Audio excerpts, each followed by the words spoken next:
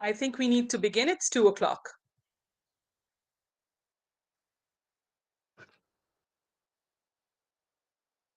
Meghumala?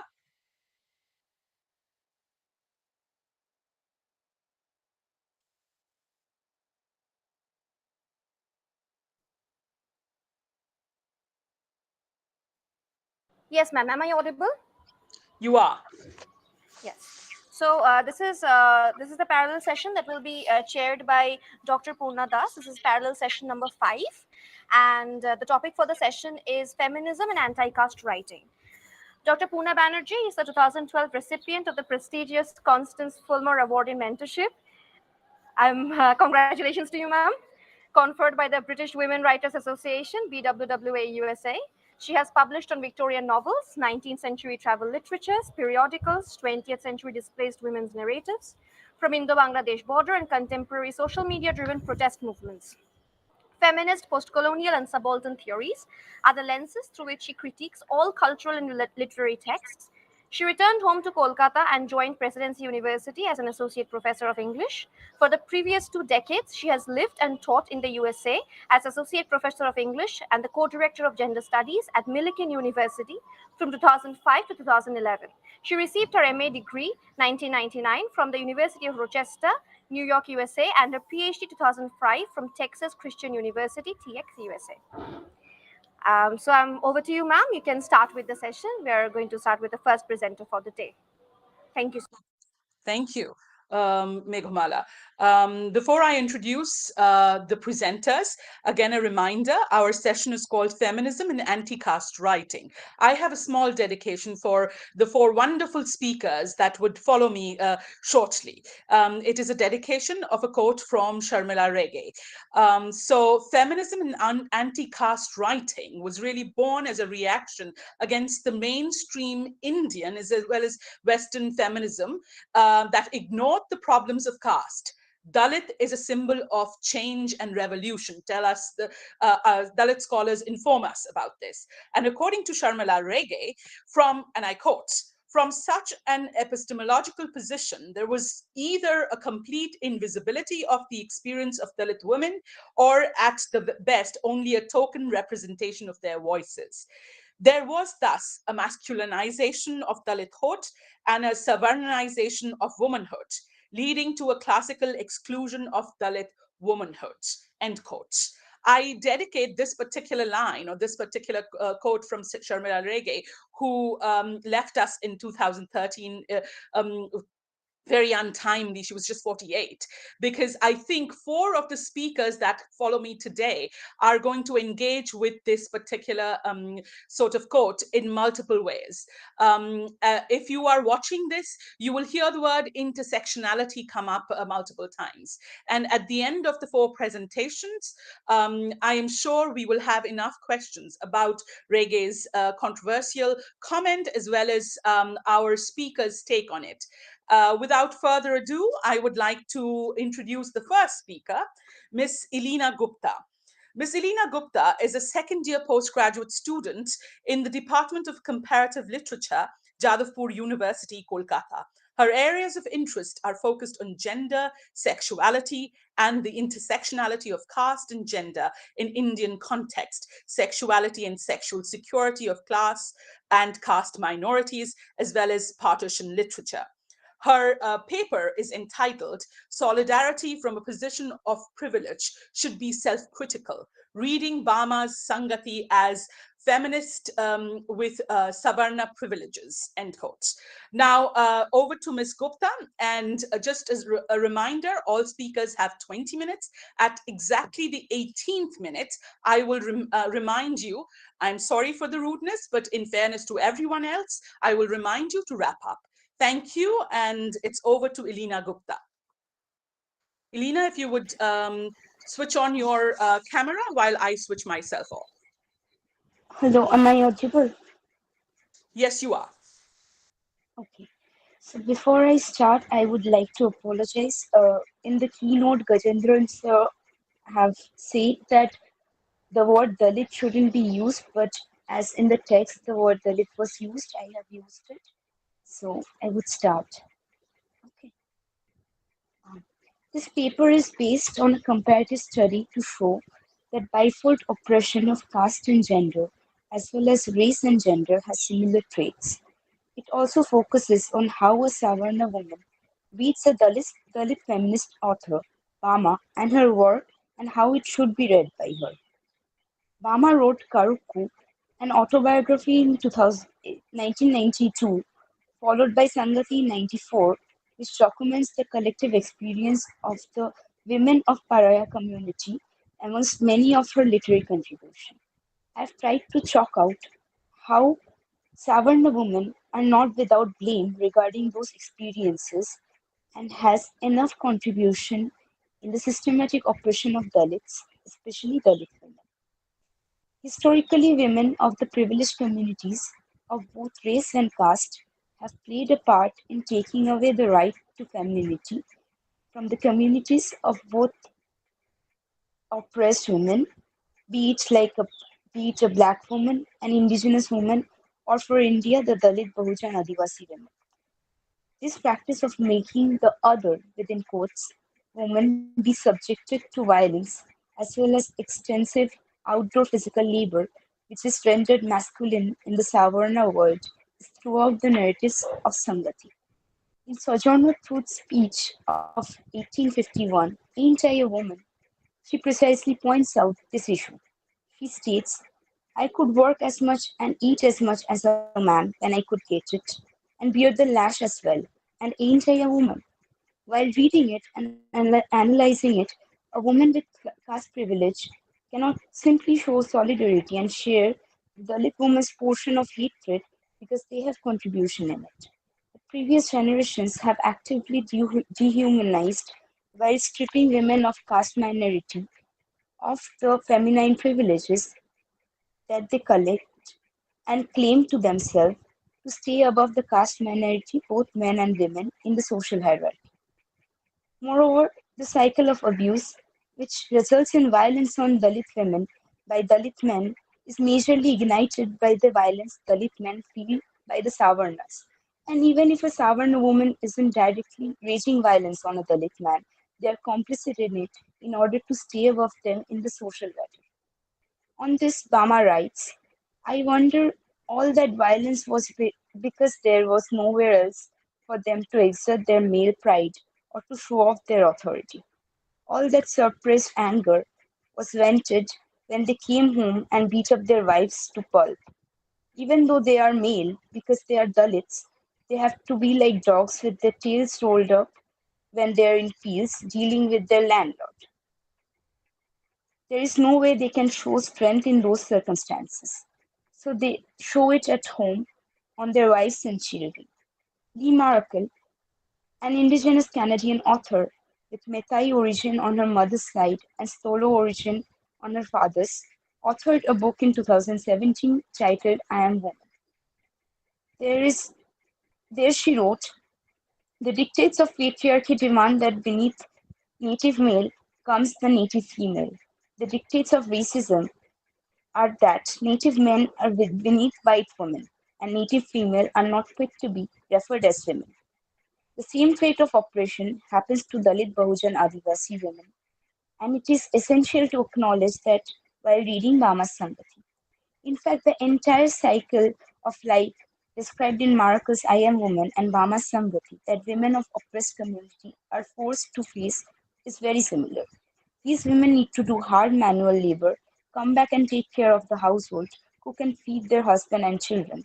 Then they shall be beaten up by their husband, who are marginalized by caste or race, and take out that aggression on the ones further marginalized by gender, their wives. The frustration of being harassed and humiliated by the men and women of the privileged community. Then these women has to give them pleasure sexually, as Miracle writes, that the abused woman has to open up to further scorn by groaning happy sounds while a man who beats her helps himself to her body. Bama too writes, the position of women is both pitiful and humiliating, really.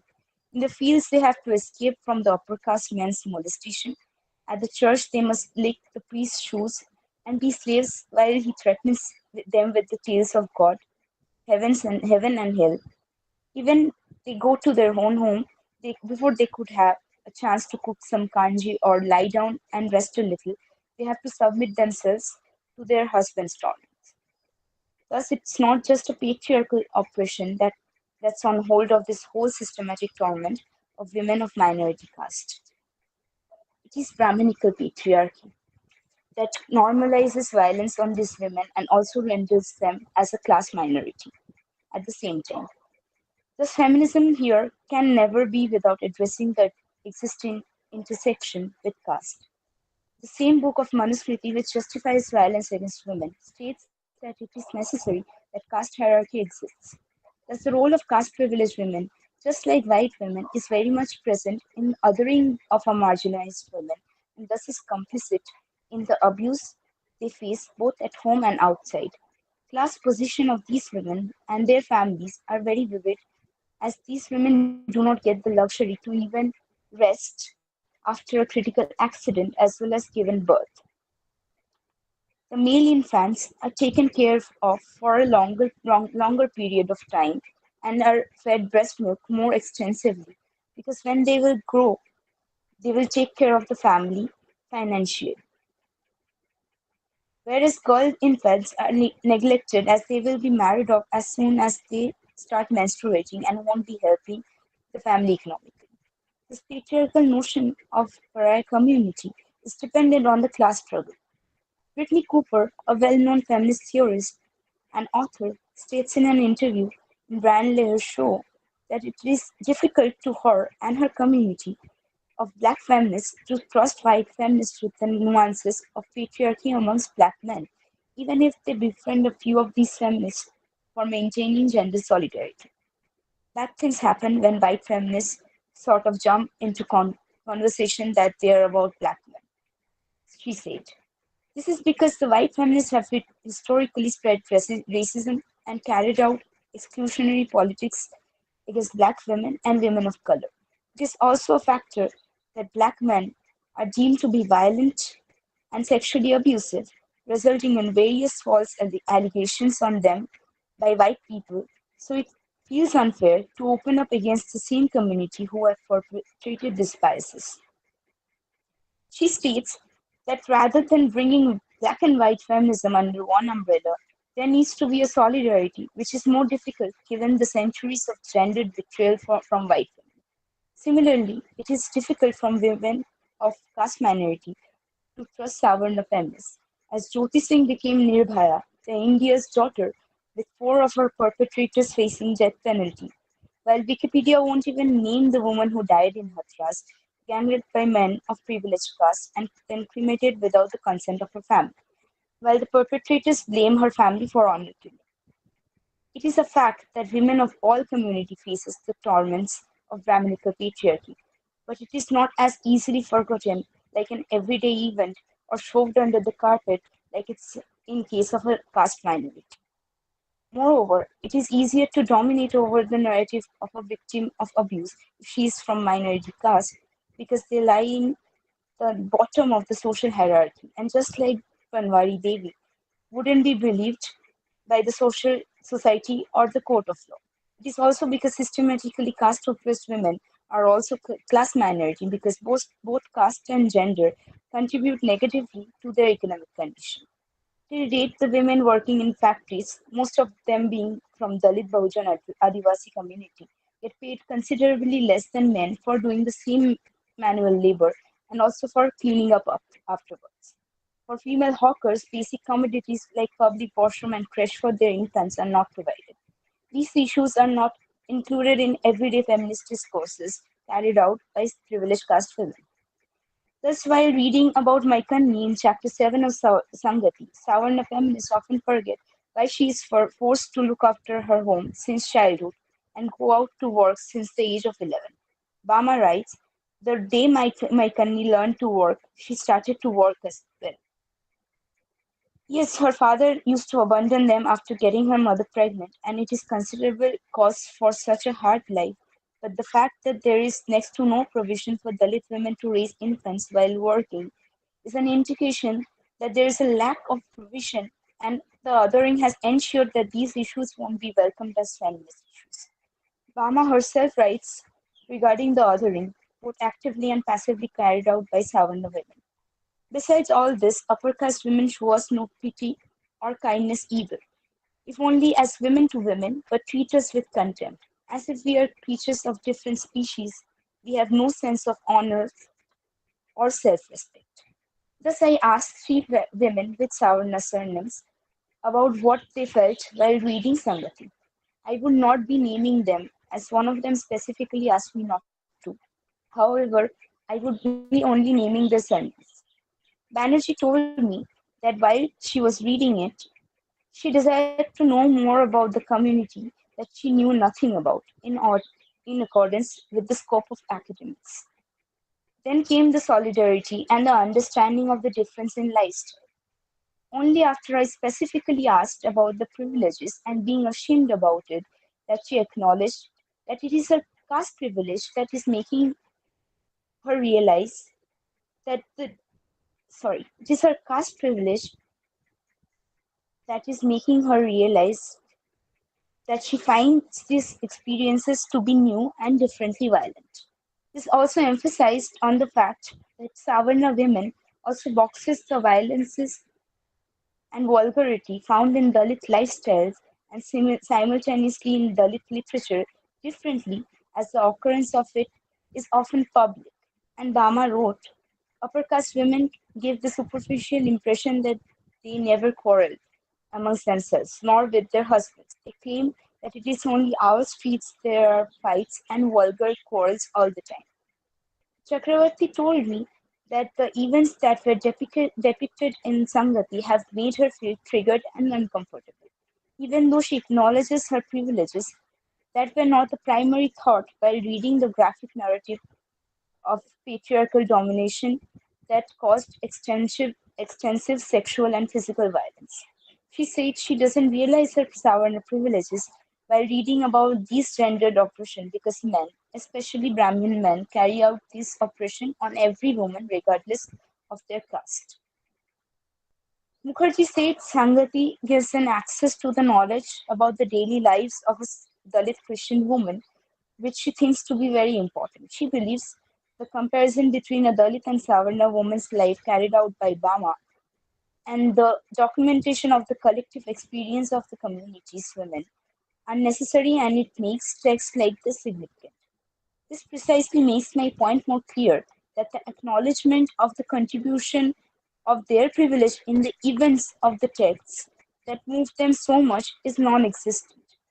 It is not that they don't accept that they have caste privilege, but in a text where the abusive incidents are carried out by men, both Savarna and Dalit, it is difficult for Savarna women to chalk out their underlying contribution to the othering of women. Another huge concern is when a Savarna person reads Dalit literature strictly for academic purposes, without understanding the purpose of the author, that is often making people understand the perils of caste systems and indulge in demolishing it. It defeats the intention of the author completely, while the Savarnas, in a way, appropriate the text for their own academic purposes. One of the Savarna women who studied Sangati also uttered in a different context, "Why are you sitting away from me? Am I an untouchable?" And I believe that with a thought process like that, many in academic circle, including women, use Dalit literature for gaining credentials. That is an oppression in itself. Even though it is true that Brahminical patriarchy ensures the control over the body of all women, it doesn't function the same way for Dalit and Savarna women. The Savarna women are cornered into submission by controlling their exposure. They are forced to cover their bodies and stay indoors, away from the prying eyes of men outside their families. Whereas Dalit women are forced to go out and work. They are not expected to cover them up because they are not considered a woman who requires respect and protection because they are not considered to be a woman without the requirement of objectification. Whenever a man with Savarna surname writes about an Adivasi woman, there is an extensive description about their breasts. It is very similar to what Mahashita Devi depicted in the character of Upin in her story, Choli Ke Piche, as he was only concerned about Gango's breasts and not her as a person. This reduction of Dalit female bodies to just flesh, meant to be objectified and brutalized by men across all the castes, is a huge part of their everyday experience. And this reduction, in a way, uplifts and protects the Savarna woman, as the violence against them, if not carried out within the four walls of home, isn't equally normalized. Bama writes, thinking about it, I have to say that even though all women are slaves to men, our women really are the worst sufferers. Our women cannot bear the torment of upper caste masters in the fields, and at home they cannot bear the violence of their husbands. However, when Bama talks about Savarna women, she does so with a sense of pity that these women have completely given themselves up to the men of their family, even the right to earn their own bread. She compared this helplessness with the women of her community who earns and thus has the right to speak against their husbands rather than accepting the patriarchal oppression like the women with caste privileges. She writes, upper caste women, even though keep it all suppressed, they can never neither chew or swallow. They lose their nerve, and many of them become unstable or mentally ill. Thus, it shows that even though there is so much feminine betrayal attached to the relationship between a Savarna and a Dalit woman, the latter brings solidarity to the table, and the former brings exclusionary politics when they talk about women's rights. This was also noticed by me when I was discussing Namdev Dhasa's poetry with my female friend of caste manner. It was she who pointed out that the poem Man You Should Explode to be promoting violence against women, which she found out to be extremely problematic in any scenario. Thus, it is quite evident that women of caste minority do not desire sexual violence on women, even if she is a Savarna. But the majority of Savarna women normalizes their caste identity by enjoying the privileges, even if they do not actively torment caste minorities. Thus, there is a major lack of intersection, and it is quite evident in how most of the caste privileged women's rights activists treat the issues of Dalit women, like I've discussed earlier. In conclusion, Bama's writings, especially Sangati, as it is a collective experience of Dalit pariah women, should be read while acknowledging one's privilege by a Savarna feminist. This acknowledgement will ensure that they don't forget to include Dalit feminist causes in their fight against patriarchy. The othering perpetrated by Savarna women normalizes and to a certain extent ensures the violence against Dalit women, and that should be the primary concern while reading narratives like Sangati. Through this paper, I urge for an intersectional solidarity, not just in theory but in practice. I end here. Thank you, Ilina. This was wonderful actually because you finished ahead of time. So I didn't even have to warn you. Thank you very much. I hope the other speakers follow suit. Our second speaker with another wonderful paper is Ms. Sanam Rizvi. Saman Rizvi, I apologize. Saman Rizvi is a postgraduate in English literature from Jawaharlal Nehru University, Delhi. Since her postgraduate year, she's been grappling with various research areas. However, her interest weighs heavily on topics of minority and South Asian literature, culture, and diaspora.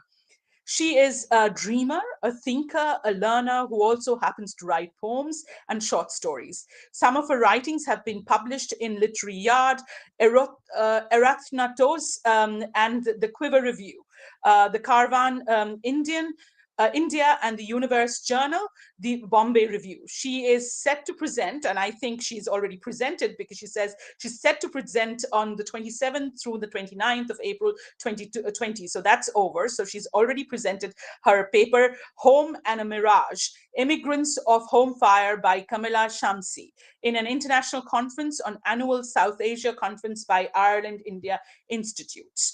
Her paper today is Contextualizing Oppression in Babytai Kamble's autobiography, The Prisons We Broke. So it is over to Saman Rizvi. Ms. Rizvi, you can switch on your video.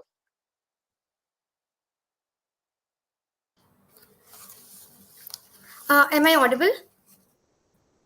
Yes, you are. Please continue. Okay. So the paper attempts to contextualize oppression that Dalit women are subjected to through analysis of the literary genre of autobiography as a means of knowledge production and self-assertion. The paper focuses on the Dalit consciousness that is laid bare in Kamble's text.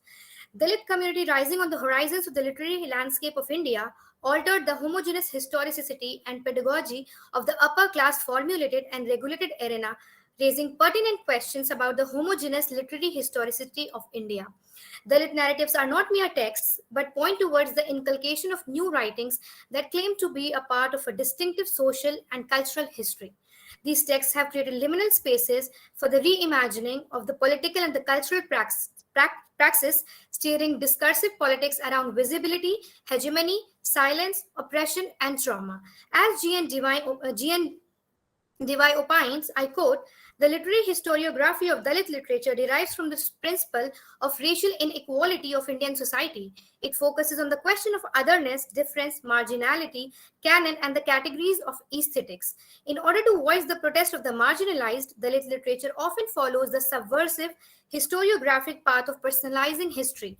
It is therefore that autobiography is the most potent and often exercised form of fiction produced in Dalit literature. Dalit literature questioned the mainstream literary theories and upper caste ideologies which explored the neglected aspects of life. Dalit literature is experience based, which is anubhava, that takes precedence over anumana, that is speculation. That is why authenticity and liveliness have become hallmarks of Dalit literature. Dalit writings show an inclination towards autobiographical writings, which isn't unanticipated in the light of the emphasis they put on the lived experience, or I quote, emphasis they placed on the authenticity of experience. Various atrocities that these sections of society have been subjected to since time immemorial equips them with the intellectual sources of their writings. Subjective association is necessary for an experience and hence becomes a source of primary knowledge, as Sharan Kumar Limble furiously questions, I quote, dragging and cutting dead animals. How will non-Dalits write about this experience of Dalits with the power of their imagination? How will they feel the angry ideas rising in the hearts of the untouchables on the basis of their helpless imagination? Unquote. In fact, their experiences are so singular that Dalit writing demands a new dictionary. The cardinal position of autobiography in Dalit literature has gravitated criticism on the grounds of radical potency, with the translator and teacher Arun Prabha Mukherjee arguing that Dalit autobiographies are not, I quote, sob stories, but stories of anger against injustice. Narendra Jadhav, writer of Amcha Bap Ani Amhi, which has been translated to French, opines that the first-person narrative inculcates empathy among non-Dalit readers, while Gopal Guru argues along the line that it straddles between representing the individual and representing the community. He claims that this may be because of the limited value that is attributed to individuality by Hinduism, as Hinduism is morally constituted by the tradition of renunciation. Individuality is a precondition of writing autobiographies, and thus the act of writing an autobiography can itself be seen as an act of resistance by Dalit authors against mainstream upper class and upper caste Hindu writing, because it positions them as the storyteller, resisting the position of the voiceless that had been thrust upon them for centuries. Retaining their indigenous language while expressing their unique experience leads to the subversion of their mainstream literary convention and aesthetics. As Sharan Kumar Limble notes, I quote, if pleasure is the basis of the aesthetics of Marathi Savarna literature, pain or suffering is the basis of the aesthetics of Dalit literature, unquote. Dalit authors overturn this perception and representation of them by others through the act of representing their own voices and laying claim to their own lived experiences. However, Dalit women's exclusive positioning within the larger caste structure as a Dalit woman and within the patriarchal force of the Dalit community renders their writings with a different perspective and political linguistics, as Gopal Guru observes in his writing Dalit women talk differently. I quote, Dalit women justify the case for talking differently on the basis of external factors and non-Dalit forces homogenizing the issue of Dalit women, and internal factors, the patriarchal domination within the Dalits. Social location, which determines the perception of reality, is a major factor and make the representation of Dalit women's issues by non-Dalit women less valid and less authentic. Gopal Guru argues that Dalit women need to speak differently because their exclusion isn't limited to the political sphere but encroaches on the cultural sphere, affecting their literary outputs. He writes, I quote, Dalit male writers do not take serious note of the literary output of Dalit women and tend to be dismissive of it. Furthering his arguments, he proposes three causes for his outlook. First, I quote, it is not only caste and class identity but also one's gender positioning that decides the validity of an event. Second, Dalit men are reproducing the same mechanism against their women which their high caste adversaries had used to dominate them. Third, the experience of Dalit women shows the local resistance within the Dalits is important. The important aspect that precipitate out of Guru's statements are that differences do exist based on gender across caste and class, where Dalit men tend to mimic the patterns of the high castes. Gopal Guru advocates a more identity centric politics for Dalit women that emphasizes their distinct case. Being an active participant of the Ambedkarite struggle, the fearless acceptance of one's caste by Dalit women is remarkable, where the differences are employed consciously and strategically to invert the caste hierarchy. As Maya Pandit notes, the assertion of Babytai Kamble in the introduction to The Prisons We Broke, I quote, today, our young educated people are ashamed of being called a Mahar. But what is there to be ashamed of? We are the great race of the Mahars of the Maharashtra. We are its real original inhabitants, the songs of the soil. The name of this land is also derived from our name. I love our caste name Mahar. It flows in my veins and my blood and reminds me of our terrific struggle for our truth. The fierce acceptance by Kamble itself is an act of subversion, challenging the imposed humiliation of her caste. The verve of self dignity and self respect emanates from the didactic fervor of Dr. Ambedkar's demand and fight for equality, which Kamble discusses in depth in her autobiography. Dalit women who are ensnared in multiple forms of oppression, where their existence is always questioned and threatened, are presenting horrifying anguish and dreadful reality of this world by accounting their history, their past, as Kamble notes in the introduction, I quote, memory becomes a device to inculcate the urge for resistance. Baby Tai Kamble's The Prisons We Broke is an extremely heart-wrenching and derelict account of the Dalit Mahar community. It was originally written in Marathi as Jina Amucha and later translated in English by Maya Pandit of the Dalit Mahar community. The Prison We Broke narrates the lives of Dalits, which begins with the dirts and toils passed on from one generation to another, but doesn't result in any palpable progress and achievement. As noted by the translator Maya Pandit in the introduction, the most important aspect of Jina Amucha is Kamble's Dalit feminist critique of patriarchy. Kamble vividly describes the systemic violence, both physical and psychological, that's meted out to Mahar women in the domestic as well as the public sphere. Maya Pandit notes, I quote, if the Mahar community, the other for the Brahmin, Mahar women become the other for the Mahar men. Baby Kamble demonstrate how caste and patriarchy converge to perpetuate exploitative practice against women. Mahar, the community that Kamble comes from, is an untouchable Dalit caste of India found in Maharashtra. Kamble's life experience manifests the intersection of caste and patriarchy for continual exploitative practice against women. Babytai Kamble discusses the pathetic life Dalit people have been relegated to. However, an important aspect of her discussion is her emphasis on the poverty of intellectual spirit. She vehemently calls out the upper caste people for having deliberately kept Dalits outside the circle of education or literacy, hence rendering them with numerous superstitions that intensify their miseries. She writes, I quote, we were just like animals, but without tails. We could be called human only because we had 2 legs instead of 4. Otherwise, there was no difference between us and the animals. But how had we been reduced to this bestial state? Who was responsible? Who else but the people of the high castes? They destroyed our reasoning, our ability to think. We were reduced to a condition far worse than that of the bullocks kept in the courtyards of the high castes. Another enticing aspect of Dalit autobiographies is the deployment of third-person marker we rather than I that has been conventionally used in autobiographies. The reason behind the distinct quality is, as Wagmare observes, that, I quote, these narratives came to represent not the journey of an individual voice, emotion and consciousness, but rather a social and community-based chorus of voice. However, Pandian sees this act of replacement as one of resistance. He noted that, I quote, Dalit life narratives have violated genre boundaries by depleting I, an outcome of bourgeois individualism, by displacing it with the collectivity of Dalit community. Interestingly, Maya Pandit notes in the introduction about reflection and collective portrayal of the Mahar community in the work of Kamble. She opines that, I quote, in one sense, It is more of a socio-biography rather than an autobiography. Kamble fiercely documents the oppression meted out to her community while focusing on the dilapidated state of women. They were not even allowed to walk on the road that is used by the high caste people.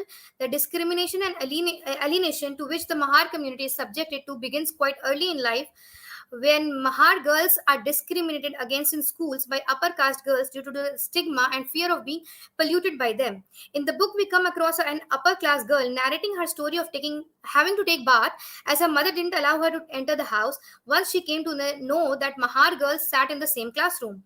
Kamble presents an undaunted portrait of Dalit women, subjugated triply by gender, caste, and patriarchy, especially young girls who usually were married off at an early stage of 8 or 9, that later turns out to be hazardous for her, as she doesn't even know, as I quote, what her husband meant or what it was to be given away. The first duty of the newly wedded daughter-in-law was to prepare bhakris so that she could prove her culinary skills. Kamble deftly depicts how a daughter-in-law is not safe even before women of her own community, but it is always the target of taunts and is constantly put down, frequenting the physical and psychological torture by her in-laws. She was subjected to public ridicule and was abused by her in-laws. I quote, "Look at the bhakris this slut has prepared. She cannot even make a few bhakris properly. Oh well, what can one expect of this daughter of dance?" Their mother-in-law gave them the same harsh treatment as they had received from their in-laws in order to feel a sense of power. I quote, "What's your right? I really, didn't she teach you anything? I pamper you. My sasu was Spitfire." Stating the reason for the play of the power dynamics, Kamble notes that we too were human beings and we too desire to dominate, to wield power. But who would let us do that? So we made our own arrangement to find slaves, our own very daughter-in-law. If nobody else, then we could at least enslave them. The elder women of the community became active perpetrators of patriarchy. The dominant role of the men in life who subjugated women in the private sphere rendered these women helpless. However, subordinate relationships did give them a chance to dominate the daughter-in-laws and feel a sense of control.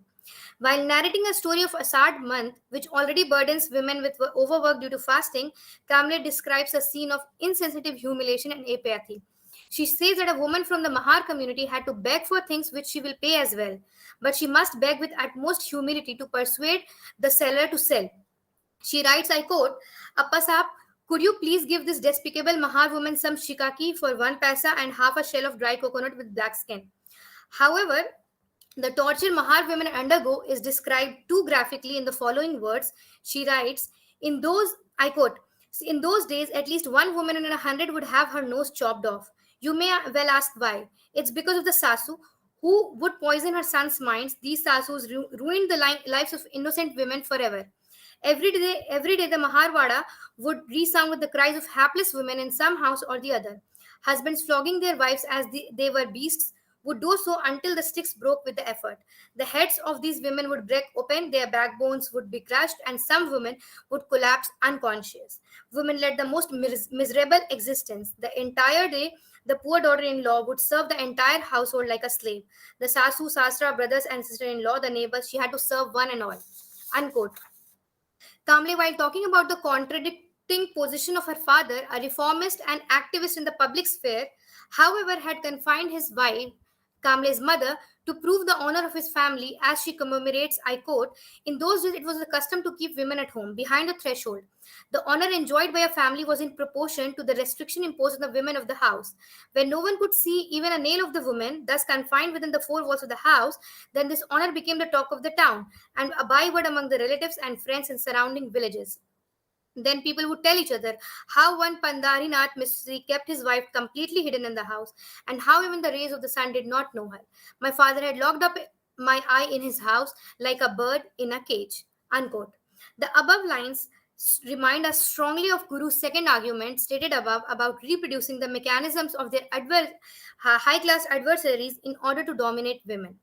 Hence, Babytai Kamble's autobiography is laden with intense humiliation or instances of intense humiliation and oppression. She puts forth painful, gut-wrenching lived experiences of her life, reflecting the experience of an entire community. She herself faced violence at the hands of her husband, which she recounts, I quote, "In my personal life, I had to suffer like many other women. All my life, I had to face this violence," unquote. However, Kamble intended on letting the world know of her and her community's sufferings. Kamble's writings can be read as a long, pensive narration on the oppression of the Mahar community, especially women, as Guru notes, I quote, both for self-interrogation, here the self being the non-Dalit people, as well as the interrogation of the system that forced baby Kamble to write her story. Thank you.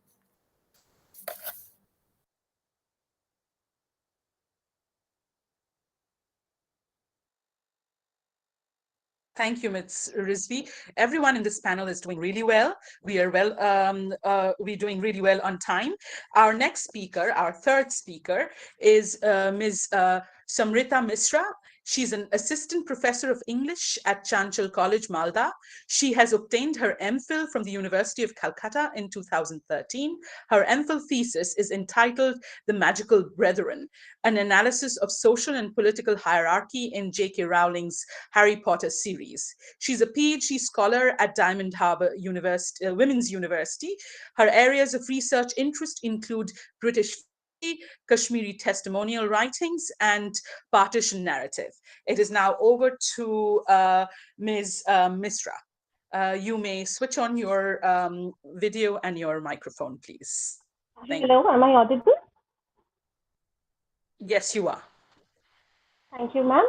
So, good afternoon, respected chair and my fellow panelists. I am Somrita Misra, Assistant Professor of English, Chanchal College, Malda, West Bengal, and I'm also a PhD scholar at Diamond Harbour Women's University. The title of my paper is Critiquing the Brahmin Notion of Womanhood, Reading Baburao Bagul's Mother as an Anti-Caste Narrative of Feminism. Before I go into my paper, like Ilina, I would just like to give a short disclaimer that while there is some debate about whether the word Dalit is an adequate word or it can be used at all in relation to the to anti-casteism, I have used this word in the paper because in the story Mother, the word is there, as well as Baburao Bagul himself did use the word. So let me go into my paper. What I have attempted to do is to show how Bagul has subverted and challenged the dominant Brahminical idea of motherhood through his short story Mother, and by doing so has created a narrative of Dalit feminism and anti-casteism. So let me start my paper by recounting a very ghastly incident that took place in the Khairalanji village of Maharashtra to a Dalit woman called Surekha Bhutmange. And what the reference to Surekha Bhutmange becomes imperatively relevant to any writing on Dalit feminism, because what happened to Surekha Bhutmange illustrates the entrenchment of discrimination on the basis of caste in Indian society and what horror such discriminations can lead to, especially for women. On 29 September 2006, Surekha Bhutmange, along with her daughter Priyanka, was dragged out of her home in the village of Khairalanji, Maharashtra, paraded naked, gang raped and lynched, all because Surekha had dared file a complaint of land dispute against powerful Brahmin villagers. Surekha's two sons, when they tried to protect their mother and sister, they were also brutally murdered, and all four bodies were dumped in a nearby canal. Bhaiyalal Bhutmange, Surekha's husband, the only member of the family to survive the massacre, hauntingly cried in a press conference, the entire village was involved. Entire village.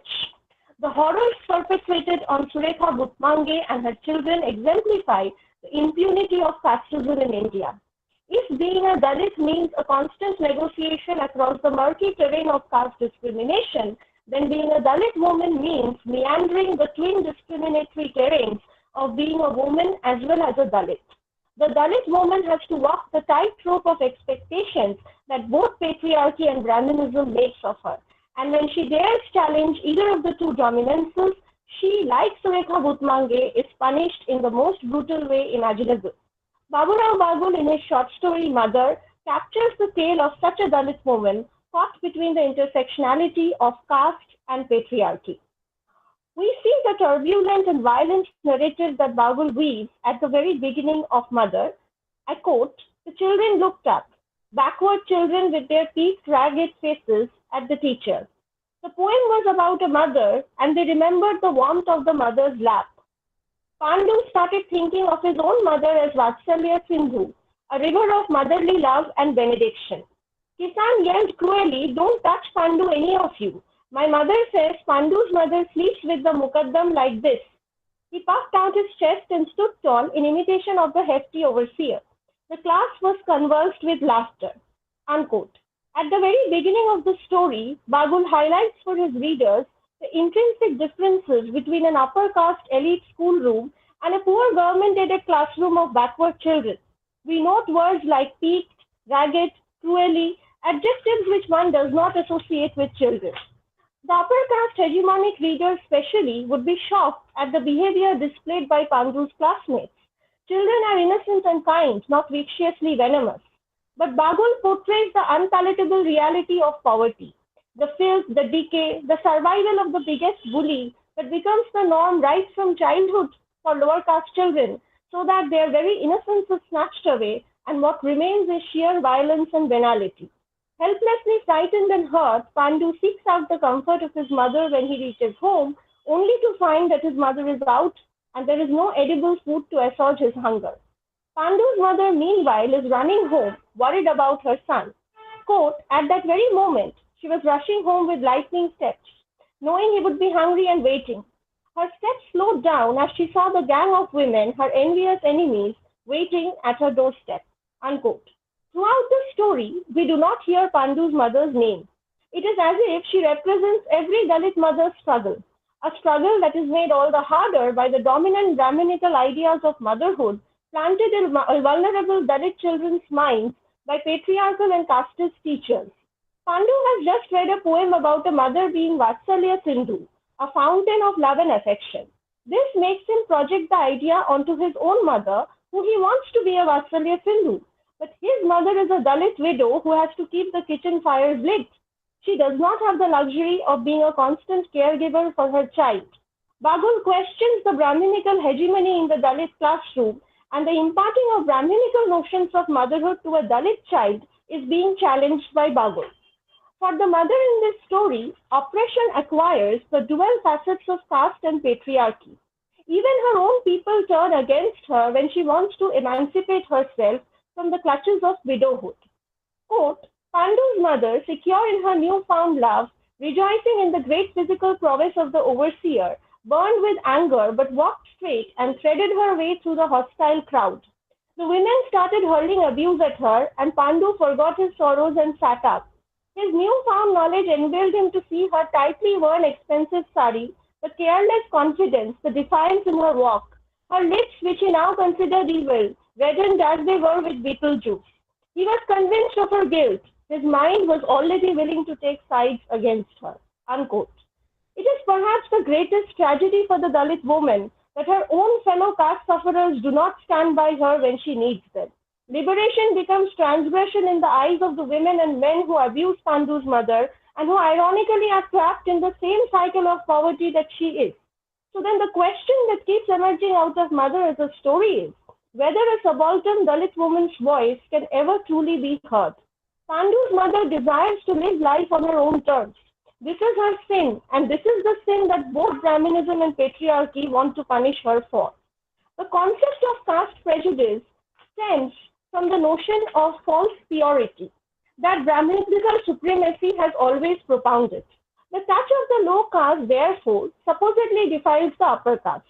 It is this same misguided notion of purity of the woman's body that leads to the Brahminical glorification of the virgin, pristine woman, a woman who neither craves nor desires sexuality.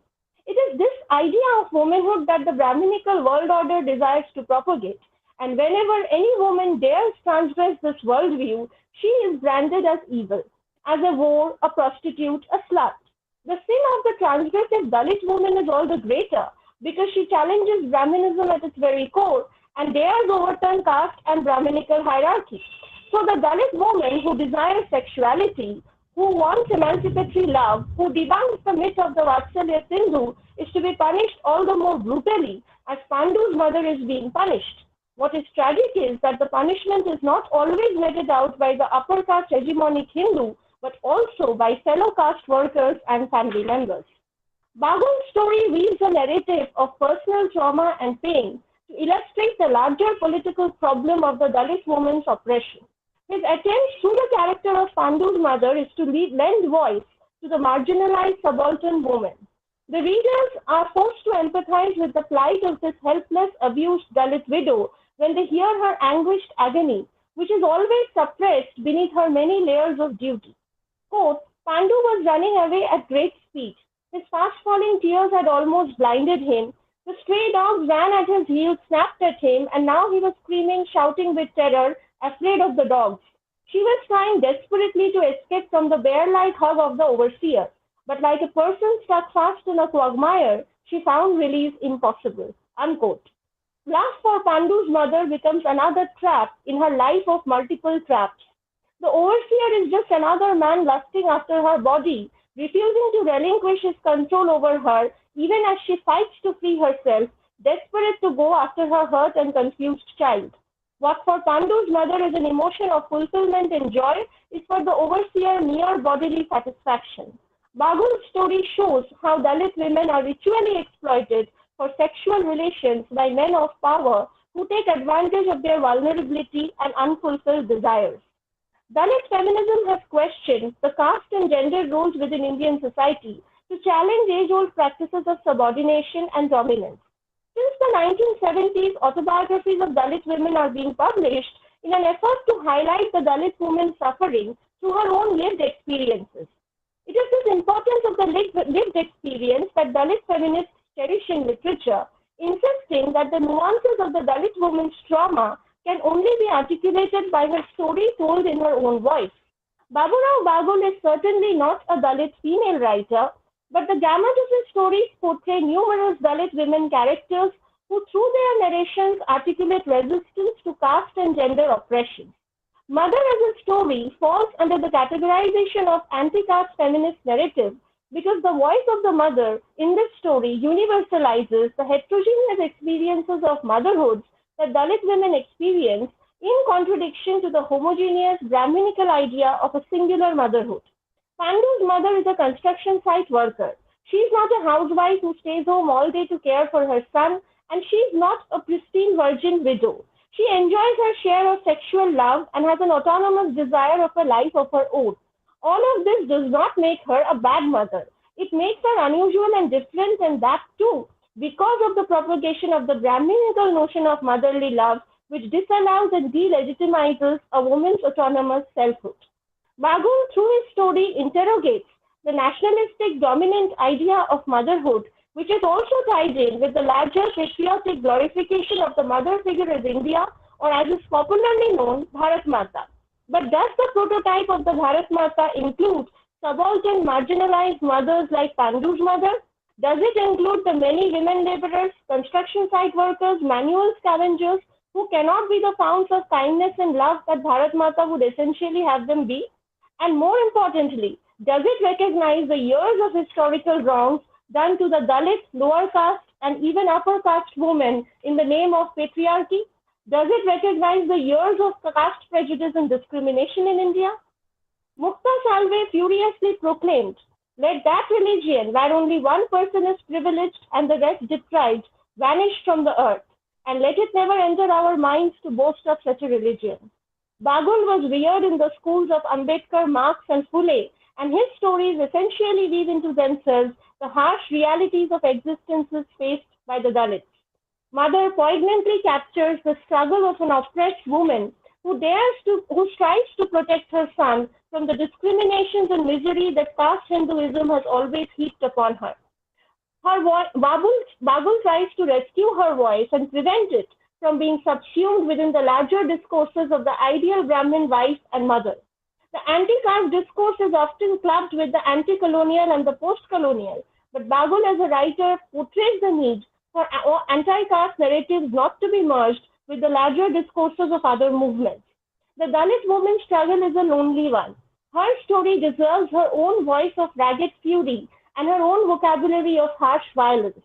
Pandu's mother's anger and grief are not to be forgiven or forgotten because her rage is simmering, alive, and smoldering.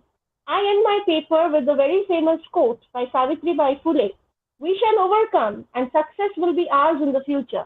The future belongs to us." Thank you.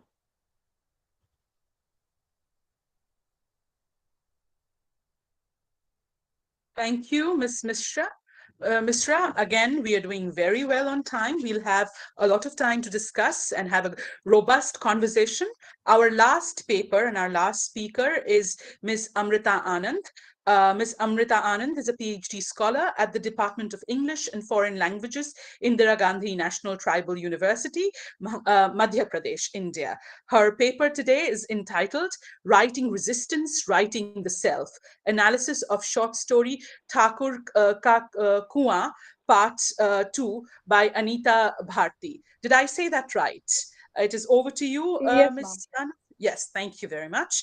Ms. ma'am. Anand, please switch on your camera and your microphone. Okay. Ma'am, actually, I'm not that well, so I will be switching it off.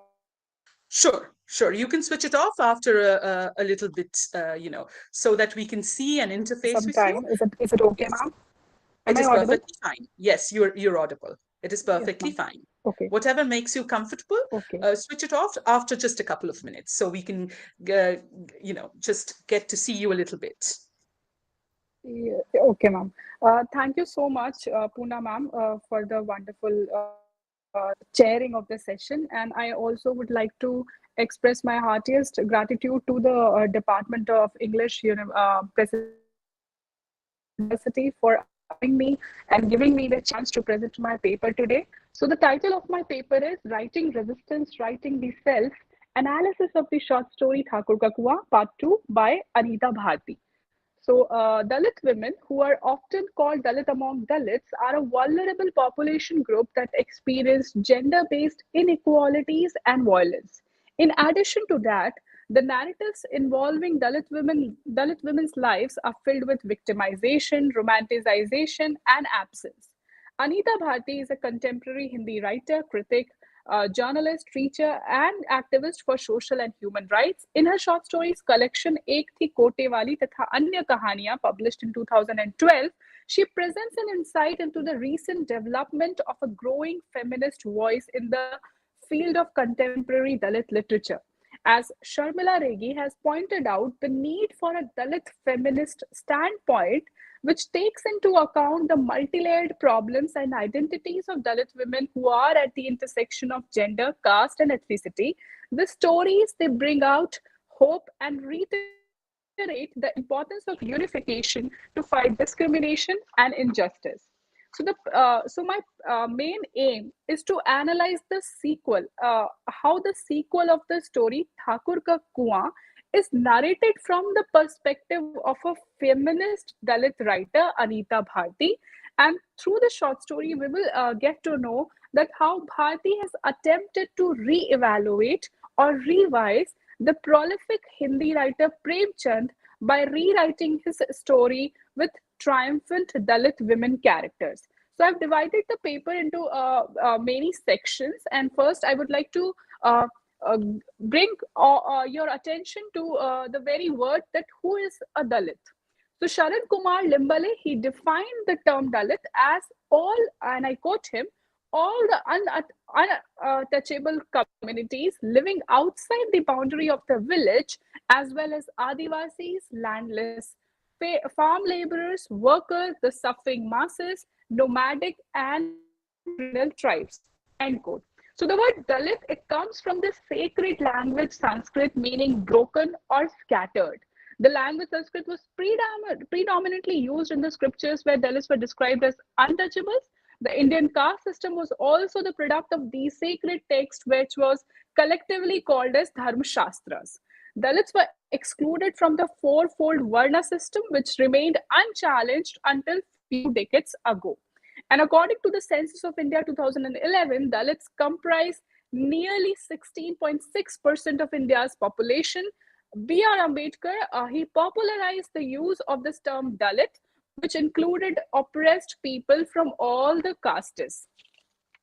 I would like to give you a brief introduction of how Dalits were used in the sacred Manusmriti.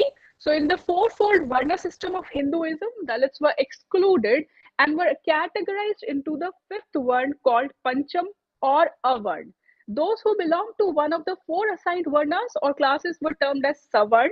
And the notion of purity, this is a very important point, that how the notion of purity was upheld against Dalits in confining them to their untouchable status. Zeliot, he argued that untouchable castes were developed by the 5th century, and according to Manusmriti, there were 12 waste products of bodily processes that are considered to be impure when they're outside or apart from the body, and those produced below the navel area, it required cleansing. And I quote Manusmriti, to purify oneself after avoiding urine or excrement and to clean any of the 12 bodily impurities, one should use a significant amount of earth and water. So Dalits, since they were professionally engaged in cleaning these waste products, they were referred to as the worst of all men. They were commissioned to live outside the village boundaries and were granted to wear clothes of the dead and eat in broken vessels. One very important point to note here is the violent subjugation of Dalits as well. They were forced to fall in the preordained categories, and the caste-based hierarchy system, it placed Dalits in the lowest strata. They were literally left with no choice but to reside in the periphery or the margins of the Hindu settlements. The enforcement, it confined them to various forms of violent disciplining. The only task assigned to them involved removing dead animals, leather tanning, and handling of human excrement. So a long list of assigned duties falls into the sacred order of purity. The Dalits in the process, a very important point, that the Dalits in this very process, they became the impure other, who were essential, who were very important in enabling the purity of upper caste society. And I'm quoting Limbale here. This was his point. So it was very interesting to note that how the task that they did was used against them in justifying their prohibition from various natural resources like food, land, and water. So the next subheading is where I'll be giving you a brief introduction for the Dalit literature, how it came into being. So Dalit literature, it can be defined as literature of resistance. It arises out of the sufferings of a Dalit individual. The literature captures and documents these sufferings while also protesting the Brahmanical hegemony of the caste system. It advocates revolution as its goal. The writing is intended as showcasing the experiences of the whole community while also presenting its readers the possibility of subversion. The Dalit author, he or she serves the purpose of engaging the masses with his or her commitment of change. The writing which comes out can be characterized as edgy and revolutionary. Rajkumar, he explains Dalit writing, and I quote him, as a voicing of the hopes and aspirations of a group of people who were earlier nameless, faceless, and voiceless under the caste system, who are now able to speak and assert their identities as new political subjects, end quote. According to Srinivasan, the chief editor of the Journal of Literature and Aesthetics, the 1960s, and this whole includes a whole background on the historical upheaval of Dalit literature. So I would just yes. So a little about Dalit literature that began in Hindi writing. How Hindi Dalit literature, it came into being. So it began in the 1980s, and this was according to Beth Hunt as an independent branch. The central questions, it revolved around issues of realism and authenticity. Moreover, the formation of a Dalit cultural identity, what Dalit writers call it as Dalit Chetana or Dalit consciousness, it has been attempted. The paradigms of authenticity and distinctive as well as representative Dalit identity based on caste oppression has in turn led to mainstream in Dalit literature. However, this constructive Dalit identity is mostly presented from a male perspective. Women are underrepresented as writers as well as characters in literary writings. So around 1990s, Dalit women started to organize themselves to represent Dalit women's specific problems. what Sharmila Reki calls the Dalit feminist standpoint, which considers, essentially, it considers the multi-layered problems and identities of Dalit women that are at the intersection of gender, caste, and ethnicity. And about the use of literature as a means of expression, Anita Bharti, she said in a context of a meeting of the Dalit Literary Forum, and I quote her, "There is a growing consciousness that is emerging. People are now better educated and they all get to know about their rights. Literature has an important role to play in the ongoing struggle by Dalits to end discrimination. While abuse of low caste people still remains, they can now write about it. Also, people realize that Dalits have been mistreated in the past and there is a need to bring Dalit literature to other people." End quote. So I consider Anita Bharti as one of those writers who is changing the discourse with a gender critical focus and also by addressing developmental problems and human behaviors in connection with the abuse of power and selfishness. So this particular story that Anita Bharti wrote, it was a response to the story that was written by Premchand, a very prolific Hindi literature writer, and a little bit about Premchand and how the present Dalit criticism that is spilled against him. So in the history of Hindi literature, Premchand is considered as one of the most important and influential writers of the 20th century. He is read as a classic and is often stylized as an icon of modern Hindi literature. Because of his realistic style, Premchand is thought to be a renovator of Hindi literature. His main concern was to depict human beings in their social situation. He favored struggling characters of the lower middle class, low castes and untouchables, landless peasants, day laborers, women, widows, or prostitutes. Today, he is regarded as the originator of modern realistic Hindi prose because he broke new ground by writing about social problems in literature and also using it as a medium to express social critique.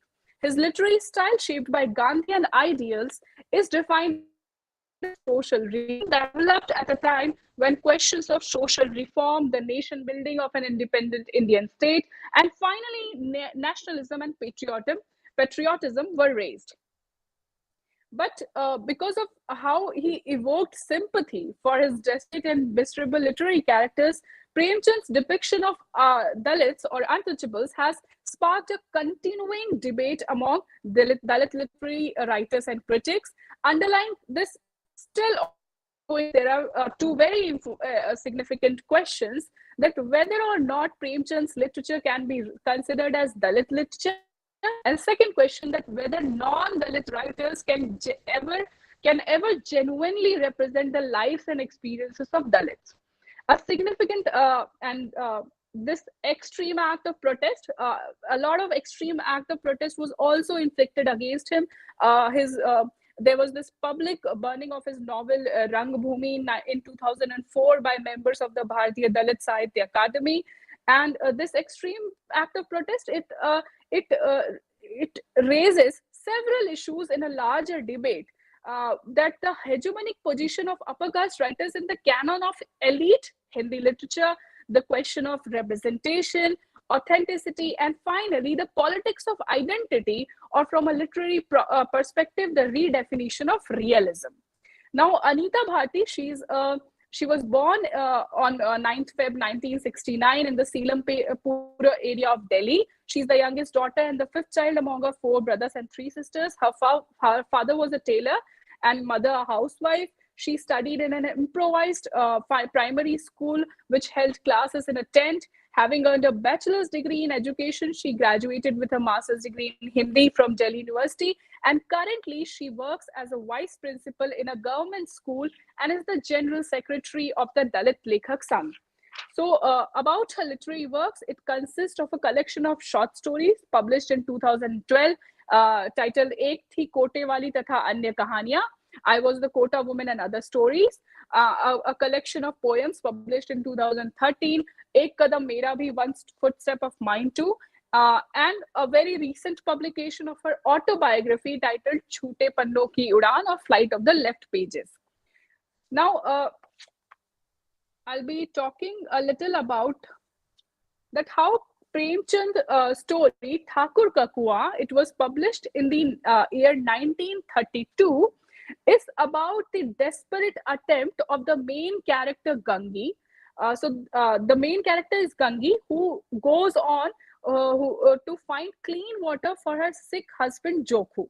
This story is split in two parts. In the first part, her problem is set up through a conversation between Gangi and Jokhu. To quench her husband's elemental need for drinking water, Gangi sets off in the dark of night to consider stealing from the forbidden Thakur's Thakur Kakua's well.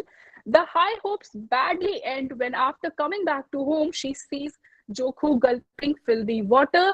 With this short story, Premchand indicted the Indian society for its caste system and also highlighted its patriarchal chauvinism and exploitative corruption.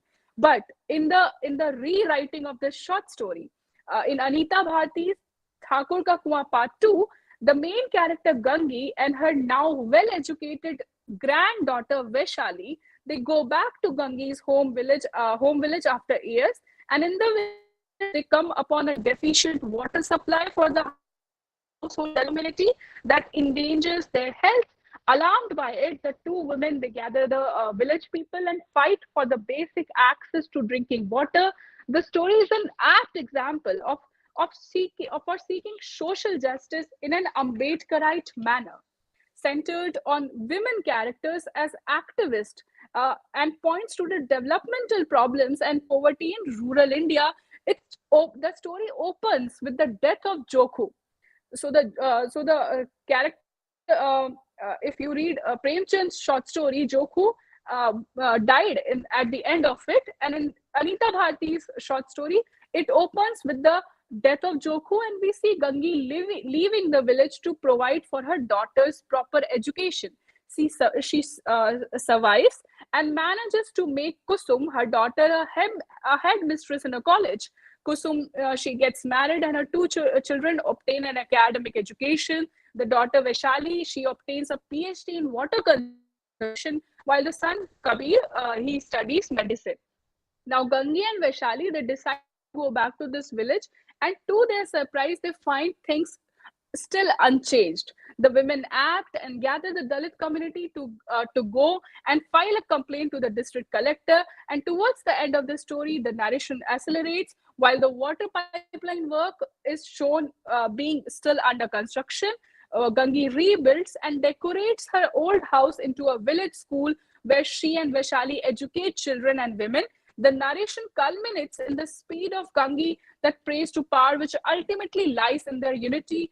Anita Bharti claims that the message of the story in Thakur Ka Kuan Part 2 is to show the perseverance of Dalit women to the readers. They are not afraid in any situation and they have the potential in them to change the circumstances in their own favor. If change can be brought about in the society, only the Dalit women can bring it, and that is how she has presented the Dalit characters in her short story. So, so we can say that a Dalit women writer is a literary activist who, through her work, gives voice to the ongoing struggle and creates a possibility of collective awareness.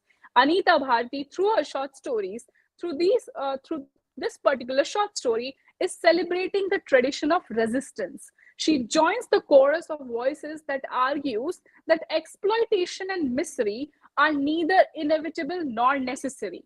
The stories that discover energies of oppression and simultaneously energies of liberation as well. And I end my paper with the quote that Gangi says in the end of the story that, friends, the arrival of water pipeline in a village is the result of the unity among all of us. We shall definitely fight to change the condition of our villages. Thank you so much. Thank you. I will request, since we are at the Q&A, these were really wonderful papers, by the way, but since we are at the Q&A, I would request the speakers, if they can, turn on their microphones and their videos so that they can accept the questions from both the audience and me. So if you can turn it on. Meghumala, would you also turn it on and read the questions in a little while, shortly, from our audience? We have some wonderful questions I can see already. So Ilina, Somrita, and others, if you would like switch on your video so we can ask you the questions and we can sort of interface with each other for once. How about the other speakers? Can you keep your videos on just for the Q&A, please? Amrita?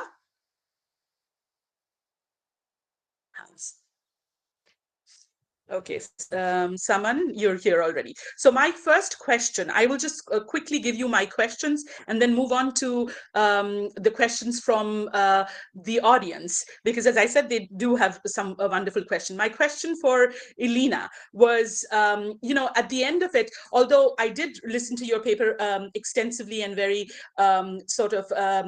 dedicatedly, and you talk about other experiences quite a bit, but ultimately you're asking whether, you are sort of asking about the Savarna woman's response to these Dalit, quote unquote texts. And my question to you is, are you, in being conscious of the Savarna woman's privilege, are you, by asking about her experience, again in a sort of a circular way, privileging the Savarna perspective? Why is it necessary to know of the Savarna woman's responses to these texts? That is a question that I have for you. In fact, another question, my second question for you, Ilina, is actually a question for everybody else. Because even as I pose this question to you, I ask myself, then what is the position of an ally?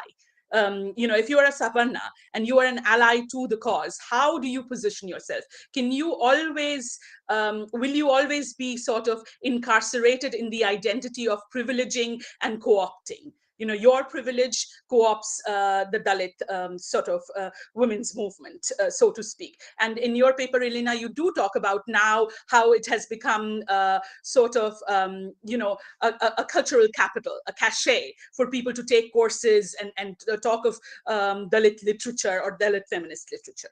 So my second question to Saman is that, are you making an argument about gender and genre when you talk about autobiography? What the reciprocal relationship of, especially in terms of autobiography, what is so special about Dalit autobiographies, and the reciprocal relationship between gender and genre, if you could speak to that. My third question to Somrita is that, are you and are we all predisposed towards reading Dalit womanhood as always victimhood? And this sort of subverts, my question is subverted by the final paper, because are we, but still it remains pertinent, I think, are we always reading Dalit womanhood as victimhood? Can intersectionality provide a female or a feminist text to be both liberational and celebrational? The mother that you talk about, could she be flouting the Brahminical conventions? Does she have that moment of liberation where she can put her makeup on and walk? Yes, she may be called out as a slut, but it is a liberational moment that is not available to the Brahminical female. She's already extrapolated in the system, the anti-feminist patriarchal system. So that is my question to you. And my final question to Amrita, and Amrita, thank you for introducing me to Anita Bharti. I am not an avid reader of Hindi text. I barely, I have class 8 knowledge, like most of us in India, of a third language. But Anita Bharti seems like a very interesting author. And my most basic, banal question to you you is, has she been translated? Many of her work been translated?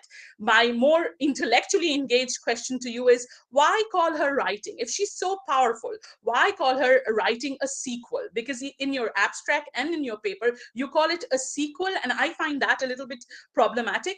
Does this not position her text in a relational teleology that makes Munshi Premchand's narrative the original text or the authoritative text? Because you're calling her a sequel and then his as the authoritative text.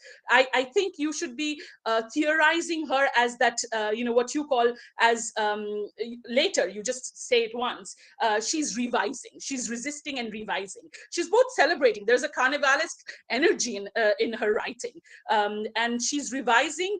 And isn't this what she's supposed to do? This is how she subverts. Should Bharti's writing be considered then a standalone feminist rewrite and not a sequel?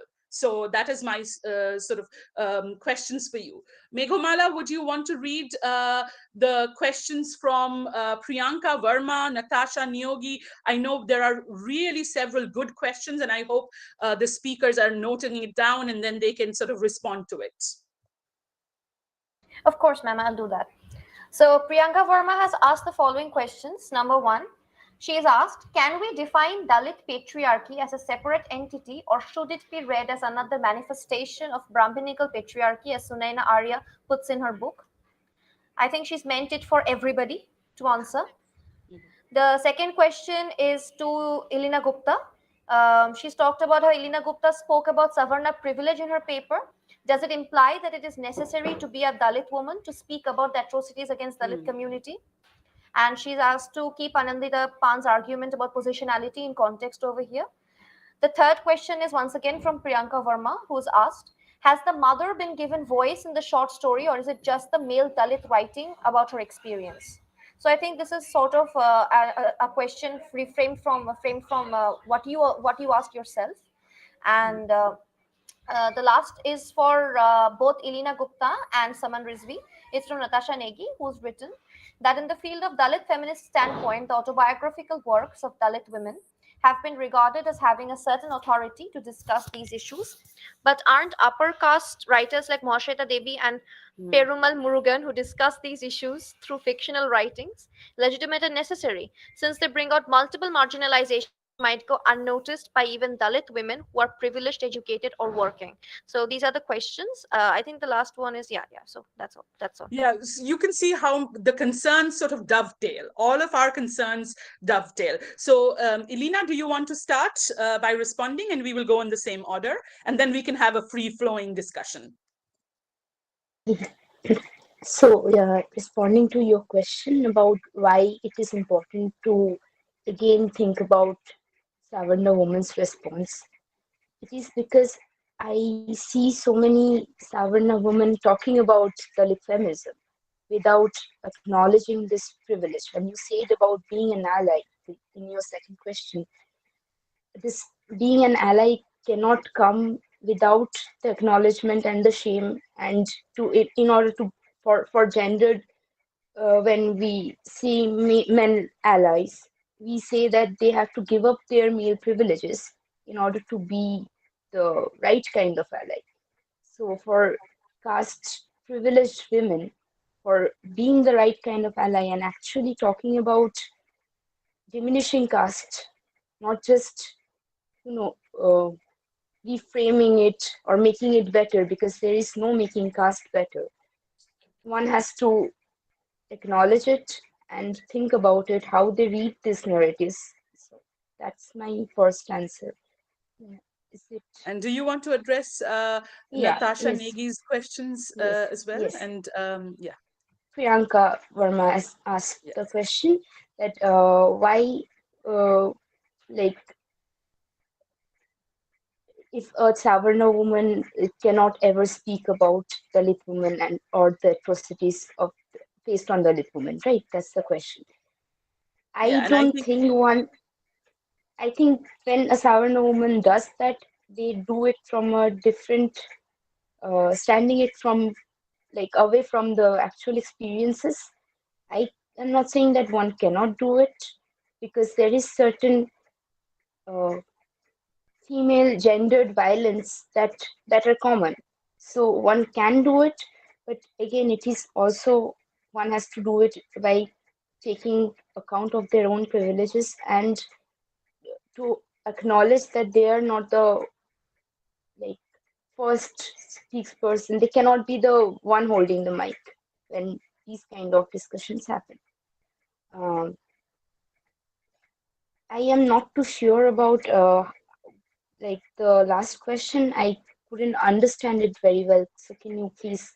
Yeah, I think Natasha is asking you whether I think it's sort of a reworking of the question that you are already sort of answering, which is authors like Mohisheta Devi and Perumal Murugan, who are upper caste, and privileged women. So are they not necessary in the discourse? Have they not contributed to anti-casteist sort of literature? So again, I suppose that that question of being ally, and you have adequately responded that one needs to, and not just Savarnas, we all need to think of our caste, class, positionality. And every time we talk about class, caste, gender, race, whatever privileges we have to sort of interrogate our privileges. But then that also makes me think, like, before we speak, before we write, before we theorize, we do anything, then there'll be this whole disclaimer. There's a page or 2 pages, 3 pages of disclaimer of my privileges. Then does it not then again detract from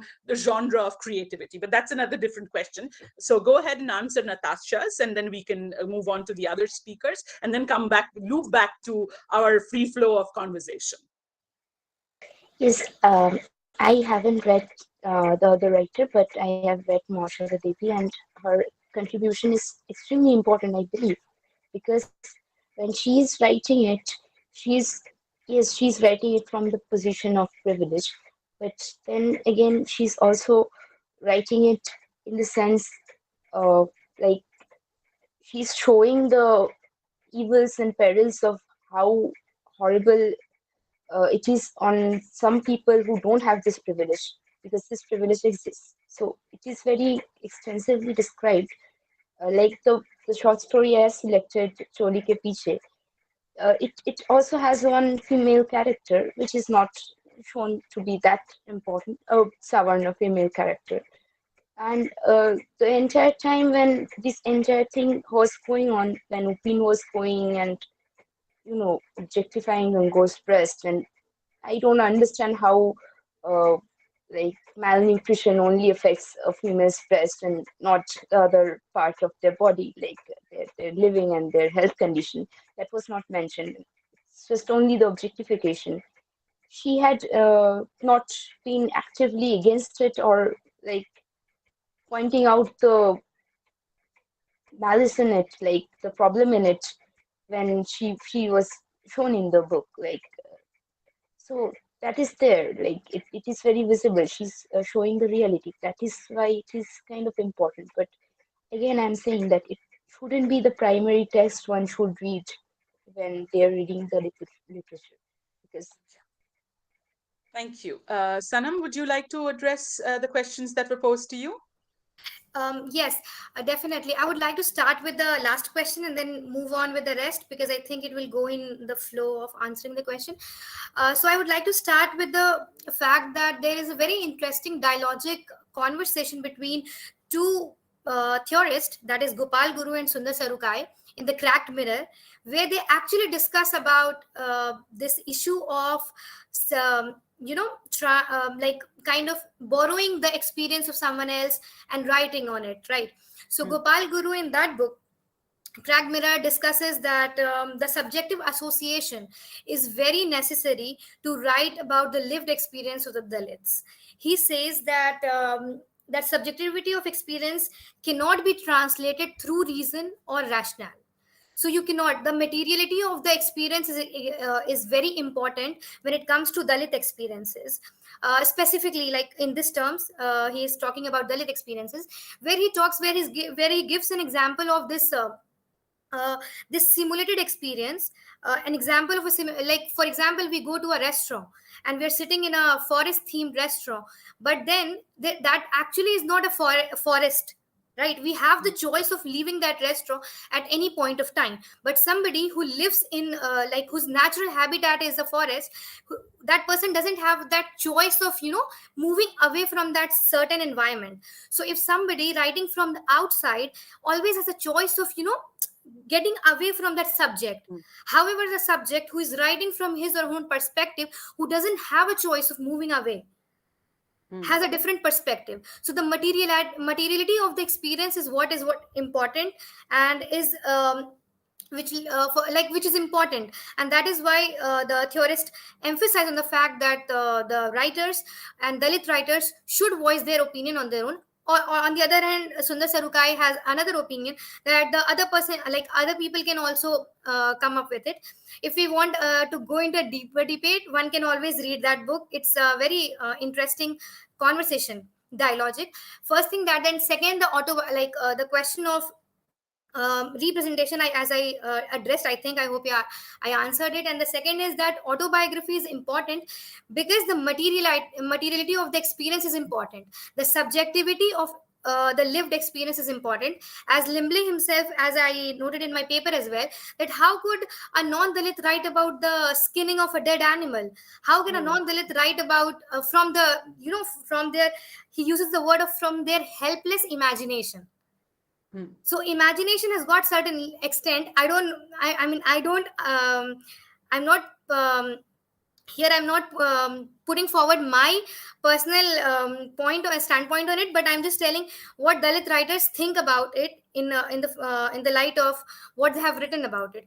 So all the writers think that the lived experience is an important aspect of Dalit writings and is the hallmark of Dalit literature, because the experiences which they have had, they cannot be surrogated or cannot be borrowed and been written about. As a if I can interrupt, one quick word. Since I asked you that question about gender and genre, then what you're saying, I'm completely, agreeing with you that the lived experience, and your examples are really, smart when you mention how you go into a simulated situation, you have a choice to leave it, but a person who inhabits that space does not have the luxury to leave. So you can be a tourist in such an experience, but that person does not have their luxury. So the point well taken. But my question is particularly that genre of autobiography is equally accessible to both male and female. So is there a female component to it? Is there something liberational about the genre of autobiography for the female? That sort of feeds into this authoritativeness of the text. Yes, I was coming to it. Thank you for asking that. Actually, I was saying that since autobiography had been bourgeois outcome, and they had been writing, and it was initially it was also a male dominated arena, which was later taken on by female writers who wrote about their autobiographies.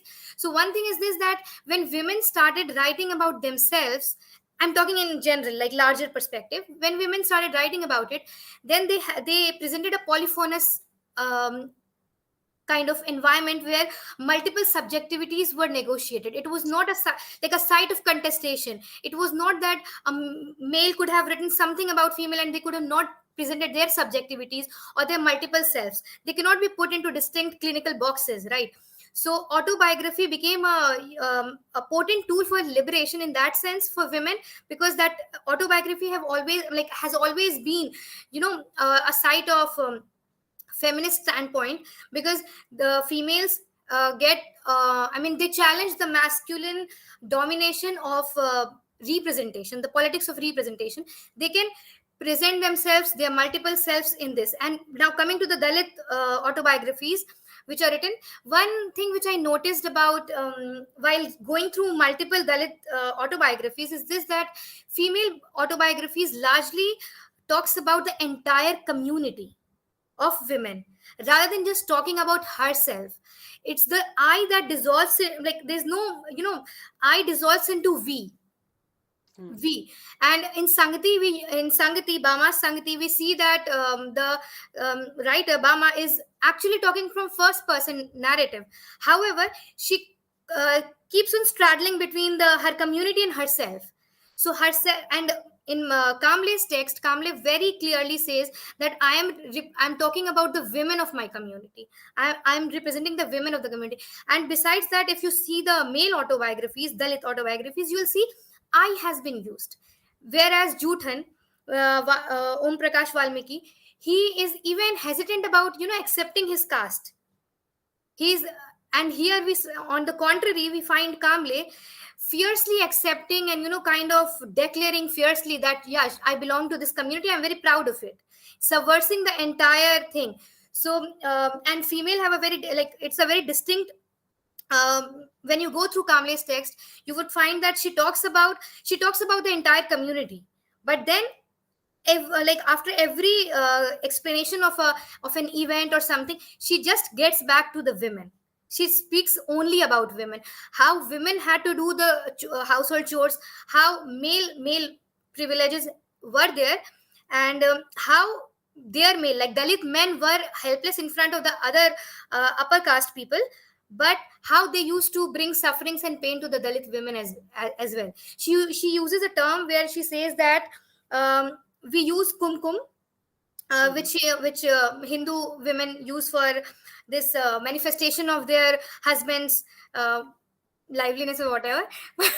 Then but then she talks about, your guess is good as mine. I'm not very traditional. I won't be able to help you out there. Yes, so she talks about that we copy that, and we revere our kumkum more than we would revere our lives, because we revere our husbands so much, we consider them as our kings. And then she ironically presents in that very next line, the continual line, she says that, but ironically, this is another thing, that these kings and the kumkum, the owner of these kumkums, bestow us with nothing except grief and pain. I find it very interesting that you talk about women and how they all are talking about, when in talking about themselves, they talk about a community. So a woman then is a space, ontological space, which is many. A woman is not one, but many, so she sort of represents a plurilocality, a plurilocular space. She speaks, as you said, polyphonous. Her I is polyphonous as well. So she speaks, and that makes it, I think, the discourse both dislocates the discourse and makes it destable, but also radical, in a lot of ways. So off to Somrita. Somrita, would you like to answer your questions, the questions that were sort of addressed to you? Sure. Yes, sure. So I think there are two questions. One is from you, and another is from Priyanka Verma, who has asked whether so I'll just take one by one, and both questions are related. So I think one answer would do. Now, as to the question that you asked, that do we see Dalit women as victims, and how correct is that, or how apt is that? Because they do have privileges that Brahmin women don't. Absolutely. Because if we look at the Dalit women or lower class, not upper caste women, they have been working and running their homes. They are working women in that sense, while the upper caste woman has had to fight even for that status. So we are told that, why do you need to work? You can stay home and we will feed you. But the Dalit woman in that sense does go out and earn in whatever way she earns. She earns her own money. So that is very true, absolutely true. And Bagul does not actually portray the mother as a victim. He does portray her as a liberated woman. She does not see herself as a victim, which is why she's so hostile towards that crowd of men and women who judge her, because she doesn't judge herself like they judge her. She's simply living her life. And there is a part which I couldn't speak the whole paper because I have time limitations, but the story also shows how she effectively disposes of her husband when he tries to keep her from living her life. So she demands her conjugal rights when he has TB, and that kind of hastens his death. So she's a very liberated woman. She doesn't want to live life confined to within the home. But what Bagul is trying to also show here is that because she is confined, or rather the society confines her within that prototype of the Dalit woman, And because she's coming from that lower caste background, the Brahminical community gets enraged at the idea that she can challenge them and she can challenge their propagated idea of womanhood. And so not only is she harassed by the hegemonic upper caste men as it is, but also by her own caste members, because they feel that she is doing something wrong by living her life as she's living, because they don't have the same kind of idea about life. It's not that they don't have the privilege even. It's that they don't have that, mindset which she has. So the moment somebody does something different, it need not be a Dalit woman, even in our communities or in any community, that woman is immediately branded, right? She is not normal. So it is this abnormality or the branding of abnormality that society does to a different woman that Bagul finds problematic. And it is this that Bagul is trying to capture. And he's definitely not positing her as a victim at all, nowhere in the story. But is she becoming a victim somewhere in the process, in the intersectionality between Brahminism and patriarchy? That is a question. Is there an attempt to make her a victim, to punish her, to make her, to make her say, okay, sorry, I am doing this, I shouldn't do this? That is the question that Bagul is also asking us. As to the question that Priyanka Verma has asked, that is it a story that is written by a Dalit male writer, or is it a story written by a female mother, Dalit mother? Definitely Bagul is not a Dalit female writer, and this is something I said when I was reading out my paper too, that absolutely, if we are to judge it from that context, then he is not a female writer. But you see, positionality is of course necessary. We can, like someone said, that if a Dalit woman, when she is writing, whatever her experiences have been, I as a Brahmin writer or as a researcher, however much my allegiance may lie with the cause, I will never understand certain nuances of that situation or what she has gone through. But writing and research then will come to an absolute halt if we say that, okay, only that particular person can write about that particular community. So that's not how things work. Sometimes even people from outside the community can have empathy and can portray situations which are true renditions. And Bagul lived a very harsh life. He saw his sisters living very harsh lives. So he does have idea what it is like to be a Dalit woman. His gamut of stories show Dalit women characters. So it's not that because he is a male writer, he hasn't been able to capture the voice of a female Dalit mother. In fact, he has been able to capture it very well. But yes, of course, if can we argue that a Dalit woman writer would have done it better? Sure. But then, like I said, that everything needs to come to a halt. I am a researcher working on Kashmiri testimonial writing, women's testimonial writing. Then I will be told, but you are not a Kashmiri. Of course I am not. And of course I need to be aware that I am not. But I too can have empathy and can grow my empathy towards that community. And let us remember that some of the most wonderful reforms for the from patriarchy have also come from men. Raja Ram Mohan Roy was not a woman, but he did fight for the abolition of sati and for many women reform movements. So, of course, it is true that patriarchy is best fought by women, but men can also empathize. And Baburao Bagul was a Dalit, even if he wasn't a Dalit female writer. So there I rest my case.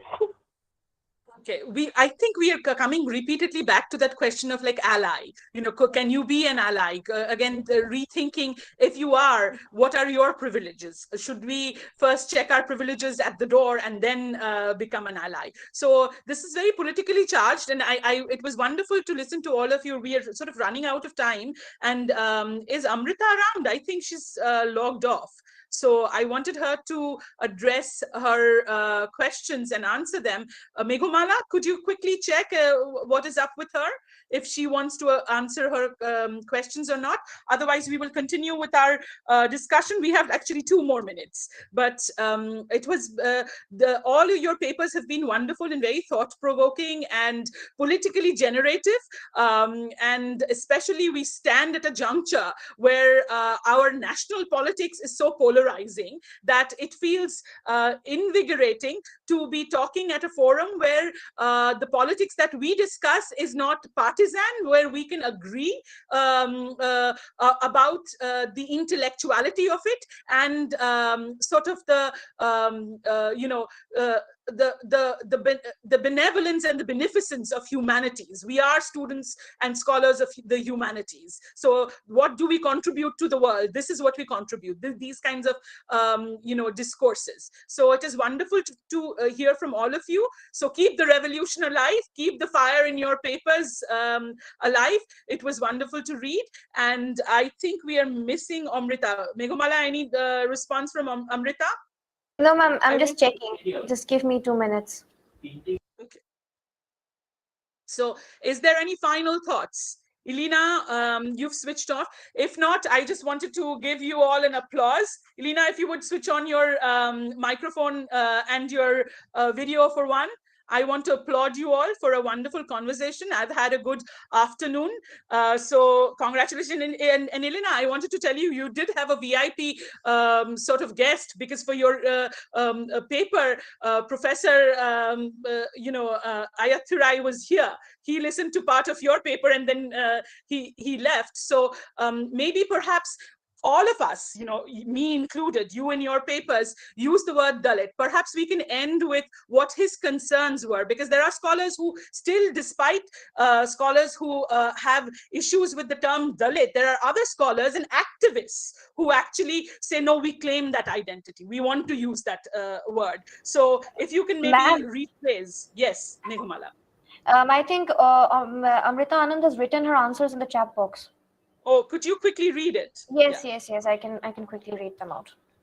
Yes. So she's answered the second question with, yes, I do believe that what Anita Bharti is doing in her short story is revising or resisting to Premchand and his magnanimous literary work considered as the mainstream of Hindi literature. And for the next one, she's written, yes, Gopal Guru and Sundar Sarukkai have placed utmost importance to the lived experiences of a Dalit individual. This is what she has written.